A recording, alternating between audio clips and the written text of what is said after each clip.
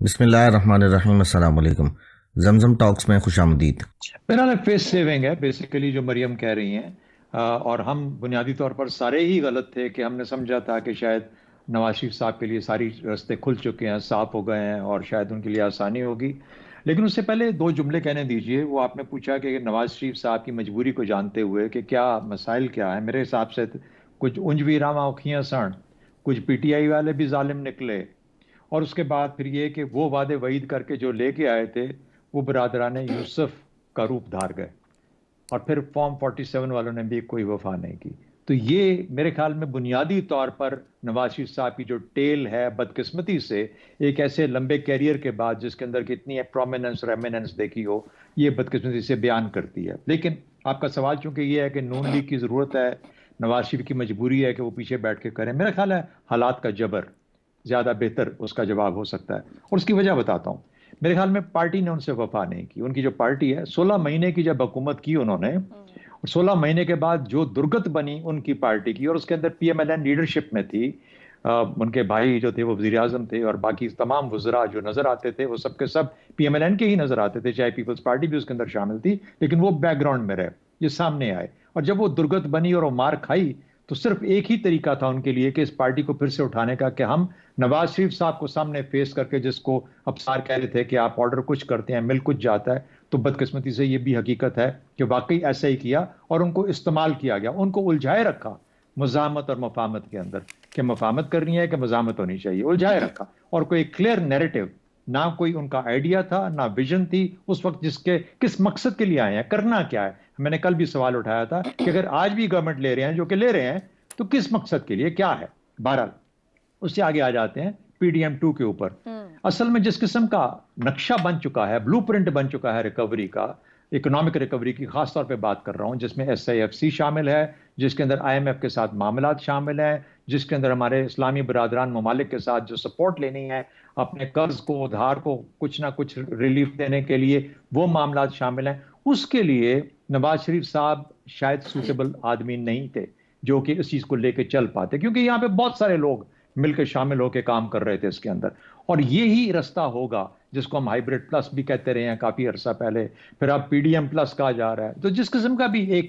ایک رجحان جو ایک نقشہ بن چکا ہے، اس نقشے کے اندر نواز شریف صاحب شاید بہت انکمفرٹیبل ہوتے، اور وہ تمام رموز، وہ تمام چیزیں جن کو کہ جو ایلیمنٹس ہیں جن کو لے کے چلنا تھا، وہ شاید اپنی جگہ پہ طے نہ ہو پاتی۔ اس میں آئی ایم ایف کا بھی بہت امپورٹنٹ رول ہے۔ پھر آئی ایم ایف اور ڈار، یہ دو چیزیں بھی اکٹھی نہیں چلتی۔ ڈار صاحب کی اپنا اکنامک ماڈل ہے، اور انہوں نے جب بھی اس طرح کا کوئی کام کیا ہے بدقسمتی سے پاکستان کو نقصان ہی پہنچا ہے۔ اگر نواز شریف صاحب آتے تو ان کا تکیہ ڈار صاحب پہ تھا، اور ڈار صاحب اور آئی ایم ایف اکٹھے بڑی مشکل سے چلتے ہیں اور مجبوری کے تحت چلتے ہیں۔ تو میرا خیال ہے یہ چیزیں ہیں، اور خاص طور پہ پھر ابصار نے بتا دیا ہمیں کہ انہوں نے آلریڈی کہہ دیا تھا کہ اکثریت نہیں ہوگی تو میں نہیں جاؤں گا، مخلوط کے اندر پھر میرے چھوٹے بھائی کریں گے۔ تو میرا خیال ہے آل ان آل جس قسم کا ڈیزائن تھا، جو پلان تھا، اس حساب سے معاملات طے پا گئے ہیں۔ بدقسمتی نواز شریف صاحب کی، میری خواہش ذاتی یہی تھی، اور میں بھی ان چند لوگوں میں شامل تھا جس نے کہا تھا کہ ان کو نہیں آنا چاہیے، it is now too late for ہم۔ دیکھیے گراؤنڈ ریئلٹیز سے تو وہ کٹے ہوئے تھے، اس بارے میں کوئی شک نہیں ہے۔ جب وہ لندن میں تھے تو اسی شو میں ہم یہ باتیں کر رہے ہیں، اور میں آپ کو بتاتا رہا ہوں کہ جو مسلم لیگ کے رہنما ان سے لندن میں مل کر آتے تھے، وہ یہی کہتے تھے کہ میاں صاحب کو وہ بتایا جا رہا ہے جس کو وہ سننا پسند کرتے ہیں، انہیں یہی بتایا جا رہا ہے کہ پورا پاکستان آپ کی انتظار کر رہا ہے، اور یہاں صرف کارپٹ بچھے ہیں اور آپ کو 2/3 میجورٹی مل جائے گی۔ ایک سٹیٹ آف ڈینائل جس میں ہماری بڑی پارٹیاں رہیں، پی ٹی آئی کے بارے میں انہوں نے یہ ڈکلیئر کیا کہ پی ٹی آئی ایک مکمل طور پر ایک مصنوعی پروڈکٹ ہے، اور جب تک اسٹیبلشمنٹ نے اسے لاٹھیوں کا سہارا دیا ہوا ہے یہ پارٹی کھڑی ہے، ورنہ یہ دھڑام سے آگے رہے گی۔ جب 2022 میں ووٹ آف نو کانفیڈنس کیا گیا تو اس وقت بھی یہ سمجھا گیا یا اسیوم کیا گیا، فرض کر لیا گیا کہ جیسے ہی یہ بندہ نکلے گا تو پارٹی فارغ ہو جائے گی۔ اس کے بعد اس الیکشن میں بھی اسی طرح کے مفروضے تھے کہ یہ تو مصنوعی پارٹی ہے،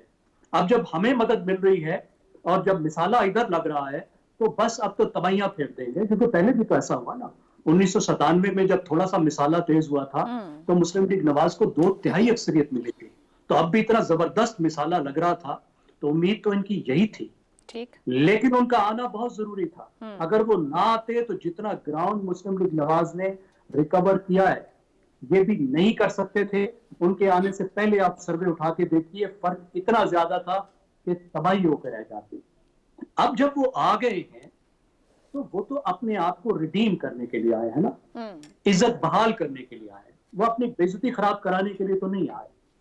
اس وقت جو وزارت عظمیٰ ہے اور مسلم لیگ کی قیادت کی جو وزارت عظمیٰ ہے، یہ تو مکمل ایک بے عزتی پروگرام ہے. ایک مائنارٹی گورنمنٹ جس کے پاس اکثریت نہیں ہوگی اور ایک ایجنڈا پر ایک چیز پر ہر قانون کو منظور کرانے کے لیے اس کو سپورٹرز کی طرف دیکھنا پڑے گا، جو الائز نہیں ہوں گے بلکہ وہ سپورٹرز ہوں گے جنہوں نے ان کی حکومت کو پراپ اپ کیا ہوگا. اور لیجسلیشن کے بغیر، لیجسلیٹو ایجنڈا کے بغیر آپ کو معلوم ہے کتنا مشکل ہے حکومت چلانا پارلیمنٹری سسٹم میں. پھر یہ ایک ہائیبرڈ سسٹم ہے، ون پیج سسٹم ہے جس کا معاشی پلان اگلے 5 سال کا بنا دیا گیا ہے. وہ پاپولر ہو یا ان پاپولر ہو، کتنی ہی اس کی سیاسی قیمت ہو، اس پر عمل کرنا پڑے گا. یہ امپائر کا حکم ماننا مجبوری ہے. مسلم لیگ نواز 1 پیج پر آ چکی ہے اور ہائیبرڈ سسٹم کو سائن آن کر چکی ہے. ٹھیک ہو گیا. اس وقت جو نواز شریف کا جو اس وقت بنیادی ایجنڈا ہے میری نظر میں، وہ ان کا سکسیشن پلان ہے. اپنی حکومت نہیں ہے بلکہ طاقت اپنی بیٹی کو سپورٹ کرنا ہے، تخت و تاج کو آگے سپورٹ کرنا ہے. ابھی آپ دیکھ رہے ہیں ان کا جو پلان ہے، بس آخری بات میں کر رہا ہوں، دیکھیں جو اس وقت ان کا پلان ہے اس کا بنیادی فوکس یہ ہے کہ وہ آگے اپنی بیٹی کو اب کیسے لائیں، کیسے اس کو چیف منسٹر بنائیں تاکہ اگلے سٹیپ میں وہ پرائم منسٹر بن سکے، پارٹی کی سربراہی سنبھال سکے.